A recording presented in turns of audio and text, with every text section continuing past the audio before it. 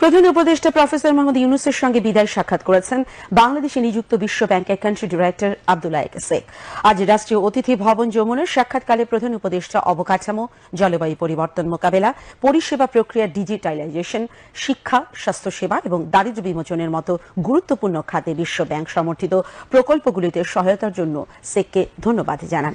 শেখ প্রধান উপদেষ্টাকে বলেন, 19 ডিসেম্বর বিশ্ব ব্যাংক চট্টগ্রাম শহরের স্বাস্থ্য, পুষ্টি এবং পানি ও স্যানিটেশন পরিষেবার উন্নতির সাথে সাথে জলবায়ু স্থিতিস্থাপকতা এবং পরিবেশগত স্থিতিশীলতা তৈরিতে বাংলাদেশকে সহায়তা করার জন্য 3টি অর্থায়নে প্রায় $1.2 বিলিয়ন অনুমোদন করেছে।